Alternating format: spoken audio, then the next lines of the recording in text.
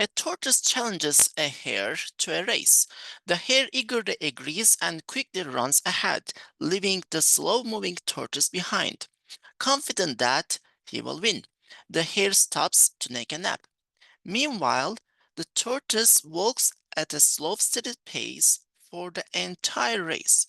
The hare awakes and runs to the finish line, only to find the tortoise already there. Which of the following graphs matches the description of the race, showing the distance d traveled by the two animals over time t from start to finish? Let's get some clues from the problem, and the first thing we should be careful. The hare stops to take a nap. While taking the nap, the distance of the hare doesn't change. The distance has to be constant. When we look at the graphs, we see in option A, there is time interval that the distance is constant.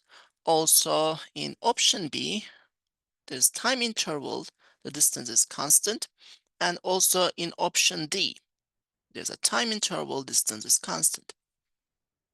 And the next thing we should be seeing, the tortoise, on the other hand, the tortoise walks at a steady pace for the entire race. So we have constant rate of change. It has to be a straight line. And when we look at option A, option B, we see the constant rate of change. It could be the tortoise graph. When we look at option B, there is no constant rate of change. The first rate of change is first part, it is slower than the second part. We should see that.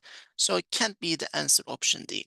So either option A or option B is the right answer. And then who won the race? When we look at the tortoise won the race, the blue graph needs to finish the distance in a shorter period of time.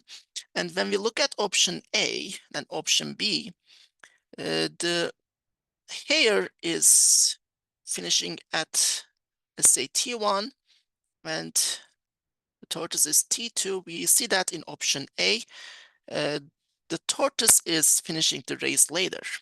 And when we look at option B, the tortoise is this time, let's say, T2, and the hare is T1.